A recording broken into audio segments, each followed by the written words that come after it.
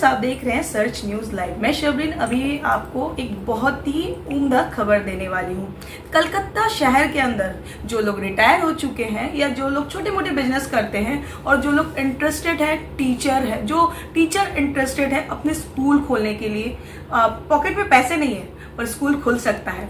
जमीन भी वो देंगे, पैसे भी नहीं लगेंगे और आप मालिक भी बन सकते हैं। आइए मिलते हैं हम लोग आज जो दिल्ली पब्लिक इंटरनेशनल स्कूल जो अब एक नया ब्रांच खुल चुका है, जो कोलकाता में बहुत जल्द गरीब बच्चे जो इंग्लिश मीडियम में नहीं पढ़ पा रहे अपने माता पिता के कारण, क्योंकि वो इंटरव्यू नहीं पास कर पा रहे, जिसके कारण बड़े बड़े स्कूल में उनका एडमिशन नहीं हो रहा है। अब दिल्ली पब्लिक इंटरनेशनल ले आया है, आपको एडमिशन भी देगा और आपको अच्छी शिक्षा भी देंगे। आइए हम लोग बातचीत करते हैं डॉक्टर साहब से, जो दिल्ली से खास कर आए हैं इस दिल्ली पब्लिक इंटरनेशनल स्कूल के ओपनिंग के कारण, जो बहुत जल्द होने वाला है कोलकाता में। Hello everyone, thanks sir. Delhi public international school तकरीबन 50 साल पुराना ब्रांड है और एजुकेशन फील्ड में हमने हमारे खुद के करिकुलम, खुद की designing, training model, AI lab और बहुत सारी चीज़ें हमने डेवलप करी हुई है। तो हम शिक्षा के माध्यम से और ज़्यादा स्कूल्स ओपन करें और एजुकेशन को हर गांव, हर शहर में हम डिलीवर करें ताकि हर घर, हर बच्चा शिक्षित हो। हमारा मिशन है 2047 में भारत ग्लोबल इंडेक्स में 10वें नंबर पे आ जाए, टॉप 10 कंट्री में शामिल हो जाए। आज के डेट में भारत एजुकेशन में सबसे पीछे है, जिसका ग्लोबल रैंकिंग 130वां है। तो हम उस चीज़ के लिए वर्क कर रहे हैं। अच्छा, दिल्ली पब्लिक इंटरनेशनल स्कूल जैसे कि आप लोगों का सपना है, पूरे हिंदुस्तान मतलब पूरे भारत के अंदर हर एक जगह होना चाहिए और गरीब बच्चों को आप लोग जैसे कि बड़े लोग बड़े बड़े इंग्लिश मीडियम में बहुत अफोर्ड जो कर पाते वही पढ़ाते हैं। यहाँ जैसे कि आप बता रहे हैं, यहाँ हर कास्ट के बच्चे और हर क्लास के बच्चे आ सकते हैं। मैडम, कैसा है कि ब्रांड एक ब्रांड तब बनता है जब वहाँ बच्चों को प्रॉपर एजुकेशन मिले। DPI पिछले बहुत लंबे समय से काम कर रहा है। हमारी कमिटी ने डिसाइड किया हुआ है कि हम हर टायर 3, टायर 2 सिटीज़ में जाके वर्क करेंगे। जनरली बड़े ब्रांड कमर्शलाइज हो गए हैं, तो उन्होंने सिर्फ बड़ी सिटीज़ में ही काम किया है। DPIS आज के डेट में टायर 3 और टायर 2 से अपना रिवर्स वर्क कर रहा है वहाँ पर। तो टायर 3, टायर 2 सिटीज़ के अंदर बच्चों को एक्चुअल में स्कूलों की रिक्वायरमेंट है, पेरेंट को अच्छे स्कूलों की रिक्वायरमेंट है, क्योंकि लोग छोटे शहरों से बड़े शहरों की तरफ जा रहे हैं बिकॉज वहाँ अच्छे स्कूल्स नहीं हैं। तो सिर्फ बड़े शहरों में मैं स्कूल बना के सीमित रह जाऊँ तो ये हमारे ना ही संस्कार, नहीं है हमारे बिजनेस एथिक है। तो हम टायर 3 और टायर 2 सिटीज़ के अंदर स्कूल्स को डेवलप कर रहे हैं। जैसे कि आप लोग गांव में स्कूल्स खोल रहे हैं, जो लोग गांव के लोग होते हैं वो इतना अफोर्ड नहीं कर पाते हैं जो इंग्लिश मीडियम इतने बड़े स्कूल में अपने बच्चों को पढ़ाएं, इसके लिए आप लोगों ने क्या सोचा है? मैडम, हमारी फीस बहुत नॉमिनल है, बहुत ज़्यादा नॉमिनल है। पेरेंट आराम से उसको अफोर्ड कर सकता है, तो उसके लिए आप चिंता मत करिए। हमारे यहाँ डोनेशन नहीं है, एडमिशन फीस नहीं है और कोई हिडन चार्जेस नहीं है। इसी बात से आपको पता लग जाएगा कि मतलब हमारा जो फीस स्ट्रक्चर है, हाँ फीस स्ट्रक्चर हमने लो रखा है, लेकिन जो क्वालिटी ऑफ एजुकेशन डिलीवर होना है वो इक्वल ही है। जो बड़े शहर का बच्चा जो एजुकेशन लेगा या जो सर्विस उसको दी जाएगी वही सेम सर्विस गाँव के बच्चों को मिलेगी। लेकिन एक गांव में जो सर्विस आप देंगे, वहाँ के जो टीचर्स है और शहर के जो टीचर से कुछ अलग नहीं हो जाएंगे? क्योंकि आप फीस कम बेसी कर रहे हैं तो इसमें कोई फर्क नहीं पड़ेगा। मैडम, कैसा है कि हमारा खुद का एक ट्रेनिंग मॉडल है। उस ट्रेनिंग मॉडल में हम सभी टीचरों को, सभी स्कूलों को हम काम करवाते हैं। तो गांव के टीचर्स भी टीचर ही होते हैं। आप बार गांव के टीचर टीचर ही होता है। कहीं वो गाँव का होता है, ना शहर का होता है, ना वो कहीं बहुत बड़े किंगडम का होता है। शिक्षक टीचर वो टीचर ही रहेगा, चाहे वो गाँव में, जहाँ आप गाँव जोड़ लो या शहर जोड़ लो। तो उस टीचर को जो रिक्वायरमेंट होती है, जैसे ट्रेनिंग की या मॉडल की या बाकी जो भी उसको नेसेसिटी लगेगी, तो वो हमारा बेड उसे प्रोवाइड करें, जिससे वो बेहतर एजुकेशन को डिलीवर कर। अच्छा, कैसे? जैसे कि अभी हम लोगों ने सुना आप जिस पोजीशन में आप हैं और रोड में बैठ के कहाँ आप टोस्ट खा रहे थे, तो इंसानियत जैसे कि हमेशा मैंने कल भी आपको सुना और आज भी सुना है, जो कल्चर के अंदर से इंसानियत क्या है? मैडम, कैसा होता है, हर एक इंसान की एक संस्कार होता है। हम बच्चों को यही कहना चाहते हैं कि जब ब्रांडेड स्कूल्स लीजिए, मैं DPI सोसाइटी में चेयरमैन के पद पर हूँ। जैसे आपने अभी एक सवाल पूछा मुझे, तो हर एक इंसान में एक नैतिकता होती है।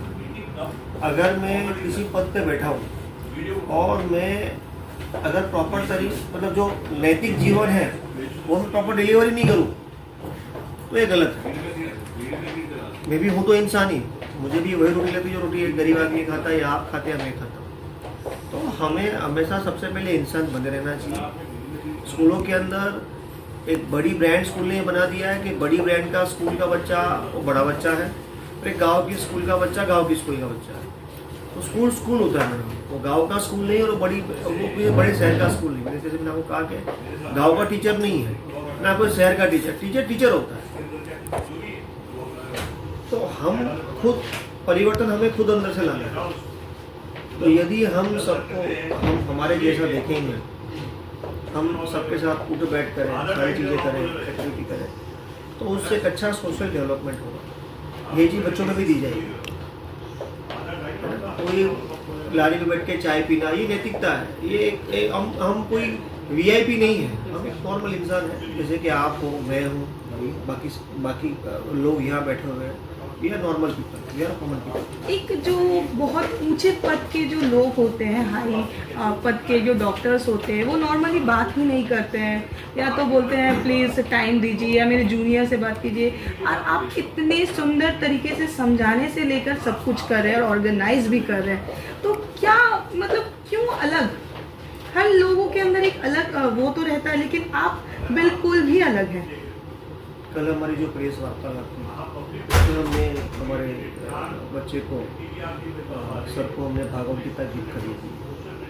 सो कहने का मोरल ऐसा है कि हर इंसान को अपनी नैतिकता जिंदा रखनी है, चाहे वो मुस्लिम हो, चाहे वो हिंदू हो, चाहे वो क्रिश्चियन हो।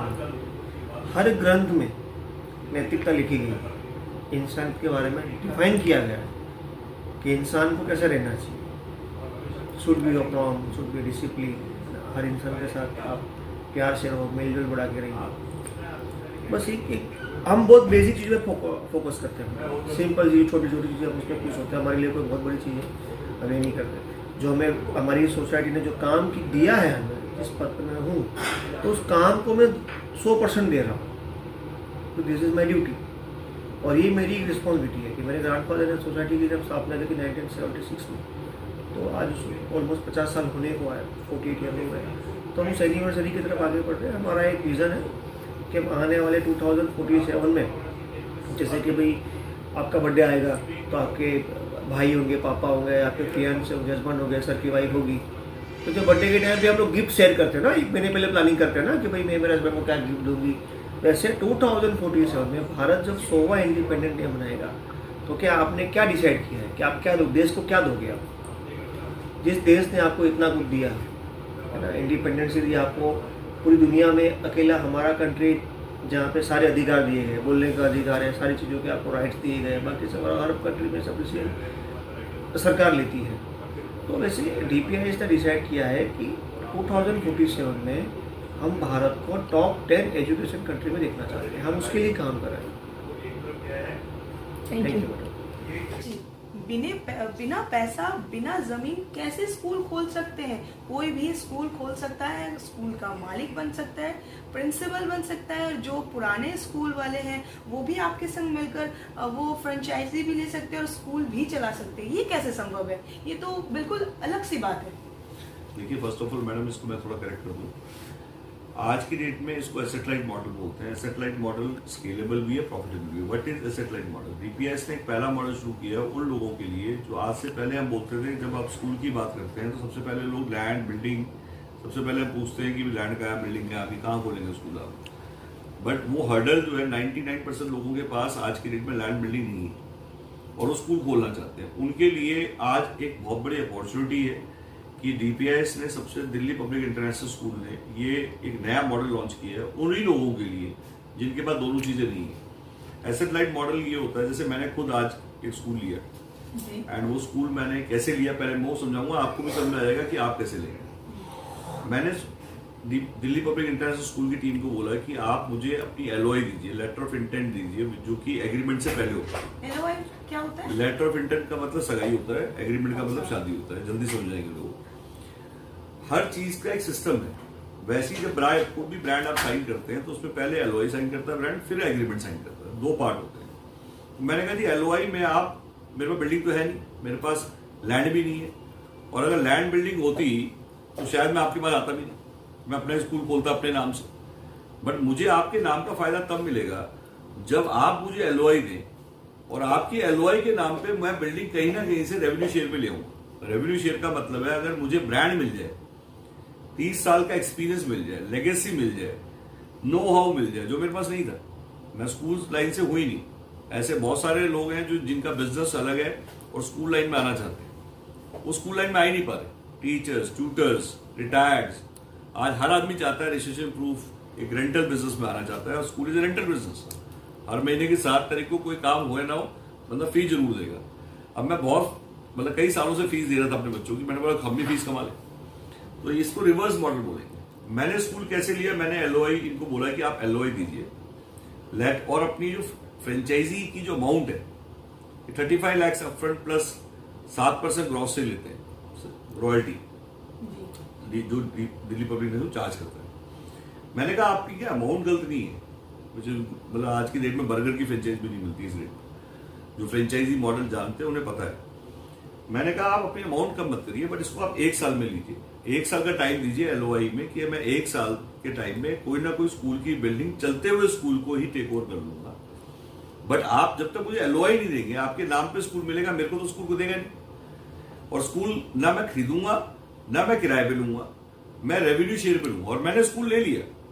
18 मार्च को होली फेथ कॉन्वेंट स्कूल मैंने टेक ओवर किया, जो 2006 से चल रहा था सिरसा रानिया में, हरियाणा में। और इस स्कूल को मैं ओनर की डेथ हो गई थी, दूसरे भाई टाइम नहीं दे पा रहे थे। 5.5 एकड़ में स्कूल था, 300 बच्चे थे स्कूल में, और आज उस स्कूल में बच्चे भी बढ़ गए। और मैंने वो स्कूल टेक ओवर किया 20 साल के लिए। 20 साल के लिए रेवेन्यू शेयर की लीज हुई है। 10 से 15% आप ग्रॉस सेल पे लैंडलॉर्ड को देंगे फीस का, 7% डीपीएस को देंगे, बाकी आपका है। तो ये मॉडल एक बिल्कुल ही नया मॉडल है। सबसे पहले मैंने खुद पे इंप्लीमेंट किया। आज मैं कह रहा हूं इसको पूरे इंडिया में सबको सिखा रहा हूं कि जब मैं कर सकता हूं तो आप क्यों नहीं कर सकते। आप कहते हैं मेरे को अभी भी समझ में नहीं आ रहा, सबसे बेस्ट है यहां से आप फ्लाइट ट्रेन आप बुक करिए, मेरे उस स्कूल में जाके रह के आइए, कैसे मैंने लिया आप लाइव देख के आइए, और कल आके इसका फोटोकॉपी यहाँ पे करिए। डाई बन चुकी है, फोटोकॉपी होगी। इनडायरेक्टली कहने का मतलब है एसेट लाइट मॉडल स्केलेबल है। स्केलेबल का मतलब है इसमें एसेट मैंने न तो खरीदा, ना मैंने लैंड खरीदी, ना बिल्डिंग। अगर मैं इसको बनाने जाता तो पहली बात तो जो 18 साल की लेगेसी मिल गई मुझे, एक चलता हुआ स्कूल मिल जाए उसको मुझे बढ़ाना हो, एक मुझे नया स्कूल खोलना हो। पहले 300 बच्चे हमेशा टफ होते हैं स्कूल में लाना, 300 के बाद उसको इंक्रीज करना इतना टफ नहीं होता। तो अब मुझे ये दिख रहा है कि 300 से आगे काम करना है मुझे, और 18 साल से चलती हुई लेगेसी अगर मैं आज भी सोचूंगा तो 18 साल लगेंगे मुझे वो लेगेसी बनाने में। बिल्कुल। तो समझदारी मेरी ये कहती है, जो मैंने अभी तक सीखा है, क्योंकि मेरा 20 साल का फ्रेंचाइजी लीज का एक्सपीरियंस है। मैंने इंडिया रोल किए हुए हैं, मैंने हिंगोली, अमरावती, वरंगल, कमकम, जींद, आसीसा, चूरू, हनुमानगढ़, बेगूसराय, भागलपुर। मैंने टाटा एजी, भारतीक सर, फ्यूचर जली, Religare, Aviva, Walmart, easy day, Vishal मैकमार्ट, मुक्तू, गोल्ड के बदले रोड पंप्स, एंटीने। मैंने इंडिया रोल आउट 6 लीज पर डे मैंने की है। तो मेरा जो एक्सपीरियंस था मैंने उसी को यूज किया, और उसी को यूज करके मैंने इनसे कस्टमाइज मॉडल डेवलप कराया, जो मॉडल इनका था ही नहीं। आज से पहले आप यहां से लेके कन्याकुमारी तक किसी स्कूल वाले को फोन करिए, बोले जी मुझे पास लैंड नहीं है, बिल्डिंग नहीं है, बट मुझे एलओआई दे दो, वो आपको बिना लैंड बिल्डिंग की बात ही नहीं करेंगे। आप पहले ट्राई करके देखिए। मैं नहीं कह रहा आप मेरी बात पर विश्वास करिए, पहले आप बाजार में जाइए, सारे फ्रेंचाइजी कंसल्टेंट जसडैल पे फोन मारिए, दुनिया भर की लिस्ट आ जाएगी। आप बॉम्बे के कंसल्टेंट, बैंगलोर के कंसल्टेंट जो फ्रेंचाइजी में ही डील करते हैं, उन्हीं को फोन करिए और उनको बोलिए कि मेरे को किसी ब्रांड के एलओआई दिला दो, जो सीबीएसई 12 तक का ब्रांड हो और अच्छा रेप्यूटेड ब्रांड हो। आपको पता लगेगा किसी कॉस्ट पे आपको एलओआई नहीं देगा कोई। तो अब 35 लाख को हमने डिवाइड किया है ऑलमोस्ट 3 पार्ट में। 5 लाख एलओआई साइन करते टाइम, और एलओआई भी मिलेगी आपको प्रेस कॉन्फ्रेंस में। याद करिए, एलओआई को लेने का और देने का तरीका भी हमने बिल्कुल डिफरेंट रखा, क्योंकि प्रॉब्लम क्या है, जैसे ही एक आम आदमी जाके बोलता है मैं डीपीएस मैंने ले लिया है, और डीपीएस की एलओआई उसको मिल जाती है, उसका कॉन्फिडेंस लेवल बढ़ जाता है, उसका एक्सपीरियंस, उसका लेगेसी बढ़ जाता है। और प्रेस कॉन्फ्रेंस में देते ही क्या है, क्वेश्चन खत्म हो जाते हैं। अब एक आदमी के पास वो बिल्डिंग देखने पहुंचा, उसने कहा मैं कैसे मालूम तू डीपीएस है। प्रेस कॉन्फ्रेंस में पूरा मीडिया सुन रहा है, सबके सामने एलओआई मिली है उसको, 50,000 60,000 रुपए उसने खर्च किए। बट आज कम से कम इतने मीडिया चैनल पे जब सबके सामने चेयरमैन ने उसको एलओआई हैंडओवर किए, तो आज एक कॉन्फिडेंस लेवल बढ़ जाता है, और सामने वाला उस क्वेश्चन का आंसर, उसकी जो वीडियोज हैं, जो चैनल्स पे आया है वो अपने आप में लाइव है। तो क्वेश्चन डाउट खत्म करके आदमी बात करता है कि मैं सही हाथों में हूं। और देखिए क्या होता है, एक होता है क्रिएट करते हैं, एक होता है जो कोलैबोरेट करते हैं। अब जमाना वो है जो क्रिएट करता है वो पागल है, जो कोलैबोरेट करता है वो समय बचाएगा, टाइम बचाएगा, पैसे बचाएगा। तो मैं रोज हारेगा, हम रोज जीतेगा, मेरा ये नारा है। मैं हर मिनट हारेगा, हर सेकंड हारेगा और हम जीतता जाएगा। तो मैंने हम पे ही ध्यान दिया और कोलैबोरेट करके हम यहाँ पहुंचे हैं। हमारे स्टेट पार्टनर हमारे साथ हैं अजीत जी, जिन्होंने यहाँ पे दिल्ली आए पहले ही, उसके बाद इन्होंने अपने, इनका एक ही बेटा है, इनको लॉन्च करने के लिए स्टेट पार्टनर बने। हम हर स्टेट में पार्टनर बना रहे हैं, डिस्ट्रिक्ट पार्टनर बना रहे हैं, कंट्री पार्टनर बना रहे हैं। ये पार्टनरशिप क्या है? कंट्री पार्टनर मैंने अभी DPIS जो स्कूल जैसे कि आप लोग फ्रेंचाइजी दे रहे हैं, आपके साथ एक जुड़ चुके हैं, पूरे पश्चिम बंगाल के, पूरे हिंदुस्तान के अंदर आप लोग एक नया मुकाम हासिल करना चाहते हैं, हिंदुस्तान को एक नया मुकाम देना चाहते हैं, क्या कहेंगे इसके बारे में? मैम देखिए, शिक्षा एक ऐसा माध्यम है जिससे आप समाज को अपलिफ्ट कर सकते हैं। अगर आप एक अच्छी शिक्षा, देखिए शिक्षा तो सरकार ने गांव-गांव तक स्कूल खोले हैं, प्राइमरी स्कूल खोले हैं, पर फिर भी कहीं ना कहीं सरकार जो डिलीवर करना चाहती है वो बच्चों को नहीं डिलीवर कर पा रही। हमारा मकसद ये है कि हम गांव-गांव तक क्वालिटी एजुकेशन पहुंचाएं, स्किल पहुंचाएं। एजुकेशन और स्किल जब ये दो चीज़ें एक बच्चे में आ जाएगी, साथ में हम उसको एक अच्छे संस्कार दे दें, तो मेरा ये मानना है कि गांव का बच्चा भी शहर के बच्चों को कॉम्पिटिट करेगा और शिक्षित बच्चा समाज को भी और देश को भी आगे ले जाएगा। और DPIS इसी मुहिम में लगी है। DPIS का मकसद है कि गांव-गांव तक हम पहुँचें, टॉप क्वालिटी एजुकेशन दें, स्किल दें और एक अच्छे संस्कार बच्चे में शुरू से ही हम डालें, ताकि समाज और देश आगे बढ़ सके और बच्चा भी अच्छी शिक्षा पाकर जो आज का कॉम्पिटिटिव वर्ल्ड है उसमें वो अपने आप को प्रूव करे। जैसे कि बिना जमीन, बिना पैसे आप लैंडलॉर्ड भी बना रहे हैं, स्कूल भी खोल कर दे रहे हैं। देखिए, ये कोई बड़ी बात नहीं है। जॉइंट वेंचर पे बिजनेस इस देश में सालों से हो रहा है।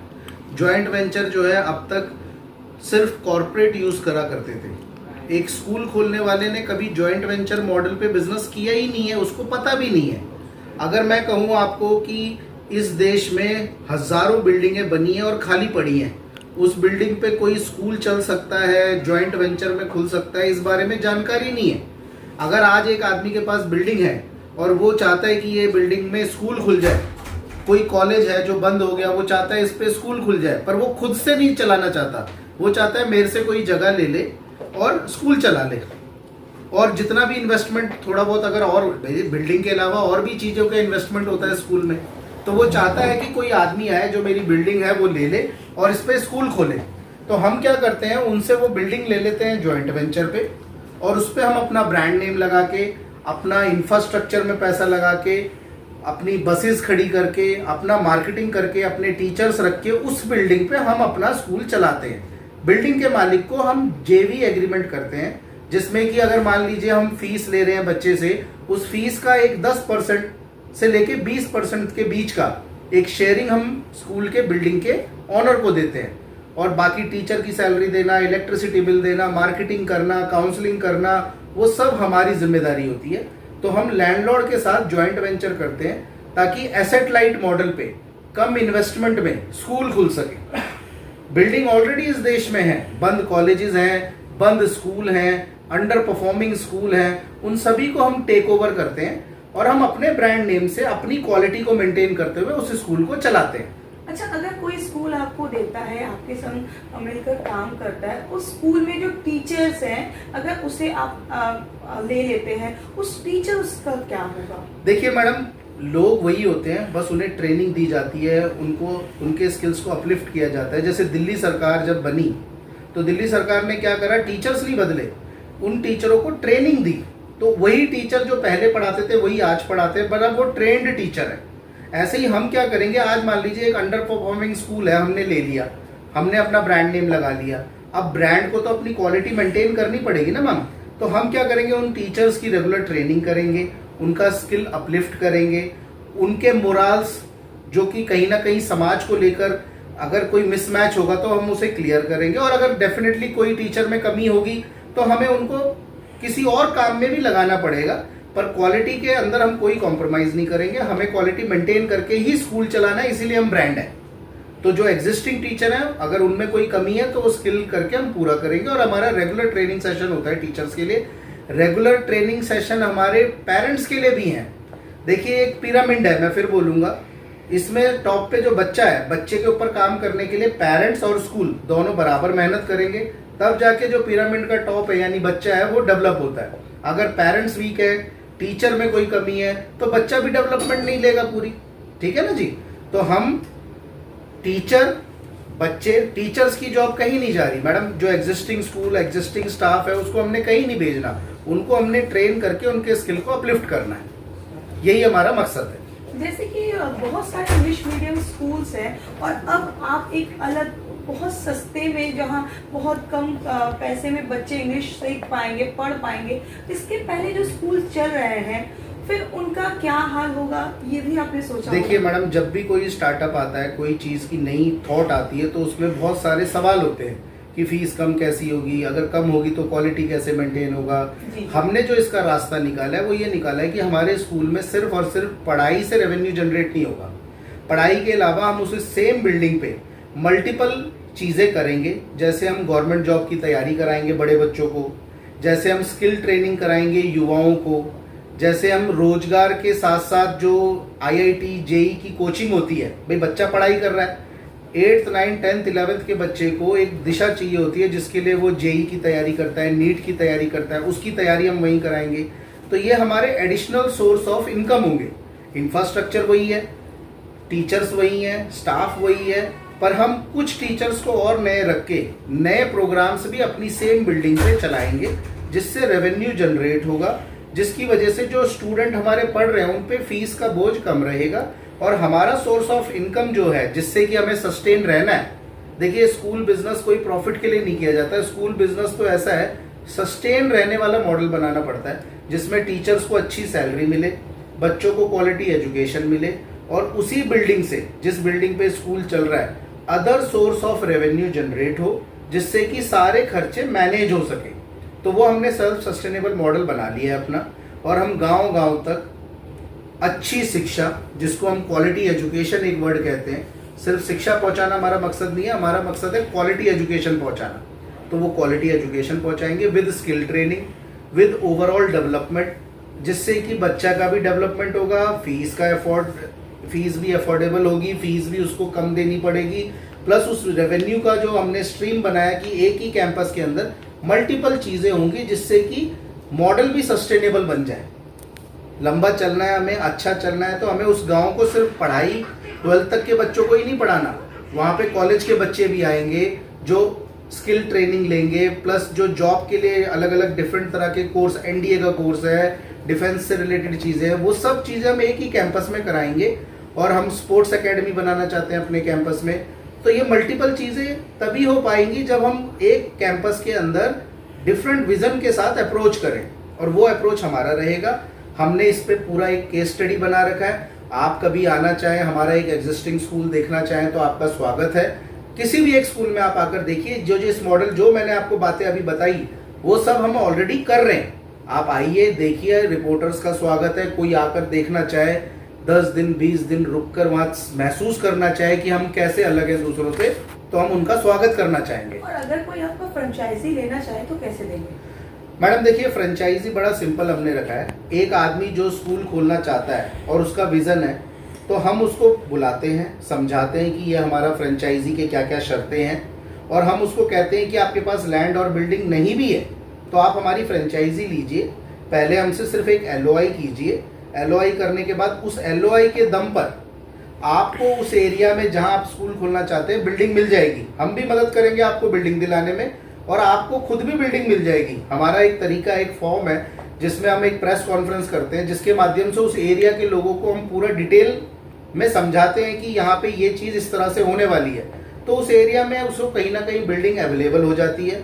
हमारा अपना एक सर्कल है, हम उस सर्कल में अपडेट करते हैं कि भैया ये हमारा फ्रेंचाइजी पार्टनर है इस डिस्ट्रिक्ट का या इस एरिया का, तो उस सर्कल से उसको बिल्डिंग मिल जाएगी, जो कि कोई रेंट पे नहीं होगी, रेवेन्यू शेयर पे होगी। वो जितनी फीस लेगा उसका एक परसेंटेज उसको उस लैंड के मालिक को, उस बिल्डिंग के मालिक को उसको देना पड़ेगा, और एक लॉन्ग टर्म लीज पर ये भी नहीं कि 2 साल 3 साल स्कूल चला लिया तो फिर उसको स्कूल की बिल्डिंग खाली करनी पड़ रही है। हमारा लैंडलॉर्ड के साथ 15 से 20 साल का लॉन्ग टर्म लीज एग्रीमेंट होता है। जैसे बैंक लीज पर बैठता है एक प्रॉपर्टी पे, ऐसे ही हम स्कूल है जो रेवेन्यू शेयर पे एक बिल्डिंग पे लॉन्ग टर्म के लिए बैठते हैं। 15 से 20 साल का हमारा लॉक इन एग्रीमेंट होता है। उस लॉक इन एग्रीमेंट के साथ वो बिल्डिंग हम उस फ्रेंचाइजी होल्डर को देंगे कि सर ये बिल्डिंग आप चलाइए स्कूल, और जितना भी फीस कलेक्शन होता है उसका 1% स्कूल के ऑनर्स जिसकी बिल्डिंग है, जिसकी प्रॉपर्टी है, उसको दे दीजिए, और बाकी परसेंटेज आपकी है जिसपे आपको स्कूल के एक्सपेंसेस मैनेज करने हैं। और 20 साल बाद जब वो नहीं रहेगा, वो स्कूल का वो जो आप जो एग्रीमेंट किए वो खत्म हो गया, उसके बाद देखिए बड़ा सिंपल सी बात है, एक लैंडलॉर्ड ने आपको प्रॉपर्टी दी है 20 साल के लिए, आपने 20 साल में वहाँ पे स्कूल चलाया, एक सर्कल बनाया, एक नेटवर्क बनाया, और कभी लैंडलॉर्ड 20 साल बाद चाहता है कि आप खाली कर दीजिए, तो आप उसको खाली करना ही पड़ेगा आपको। आप उसके बगल में दूसरी प्रॉपर्टी बना लीजिए अपनी। 20 साल में आपके पास इतना पैसा होगा, 20 साल के बाद आपके पास इतना पैसा होगा कि आप उसके बगल में उससे भी बड़ी बिल्डिंग बना सकते हैं।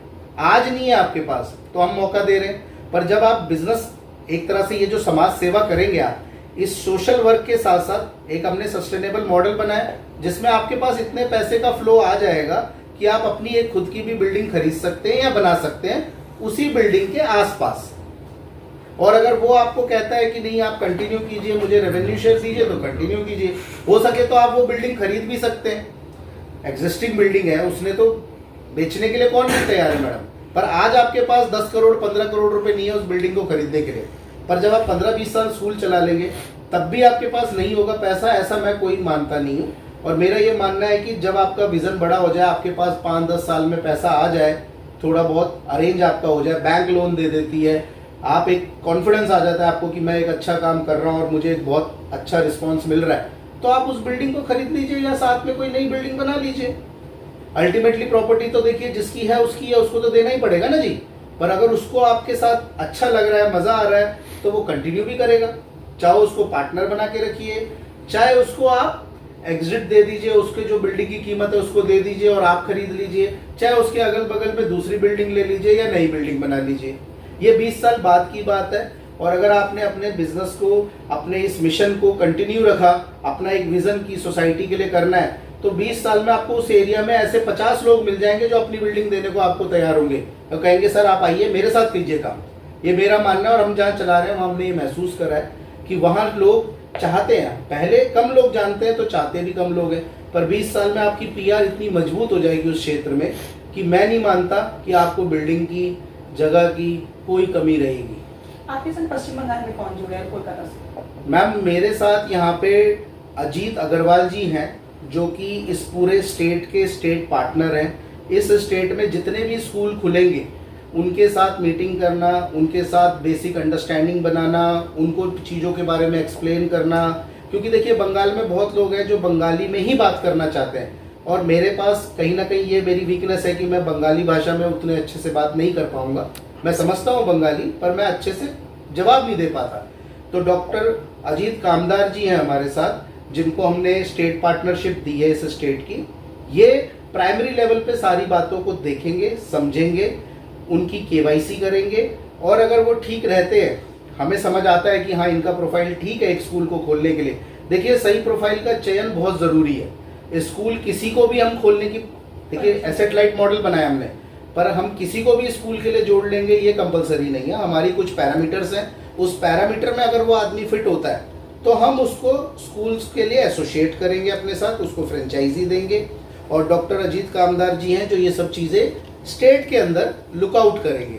डॉक्टर अजीत कामदार जी आज मेरे साथ बैठे हैं। हमने कल प्रेस कॉन्फ्रेंस करी, उसमें अजीत कामदार जी को सर्टिफिकेट दिया, पूरी बातें, और इन्होंने एक यहाँ पे ही कोलकाता के अंदर न्यू टाउन के पास ही एक ऑफिस बनाया है। और हम चाहते हैं कि लोग आए, मिले, बात करें, इस पर चर्चा हो। रिजल्ट तो बात की बात है, पहले अंडरस्टैंडिंग तो हो कि बिना लैंड और बिल्डिंग बनाए भी स्कूल बनाया जा सकता है और वो भी ज्वाइंट वेंचर में एक चीज़ों को चलाया जा सकता है। और ज्वाइंट वेंचर कोई नई चीज़ नहीं है।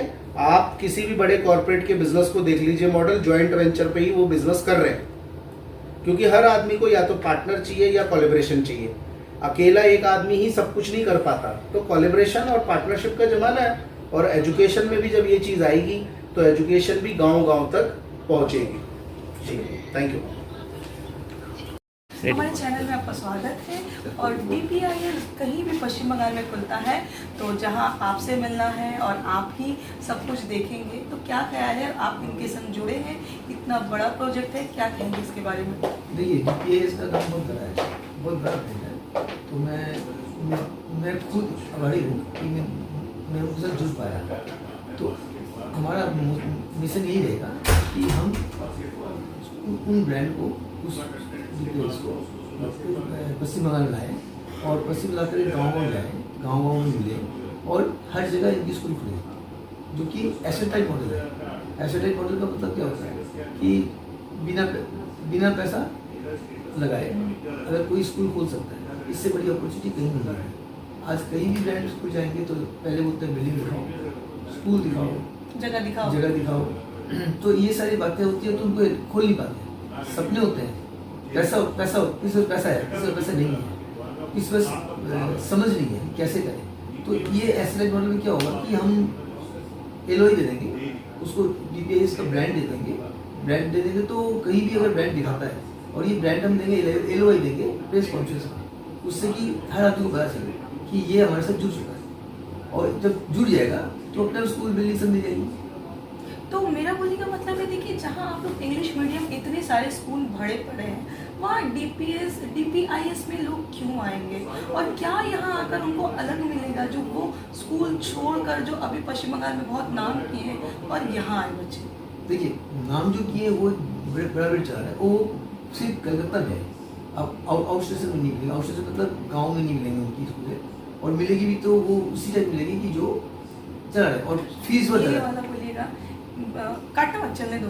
जो जहाँ पर ही सरकारी स्कूल में स्कॉलरशिप मिलते, बेसरकारी स्कूल में नहीं मिलते, यहाँ पर ही बेसरकारी स्कूल होने के बावजूद, ये वाला वर्ड आप दे दीजिएगा, ये अपनी तरफ से बता दीजिए। तो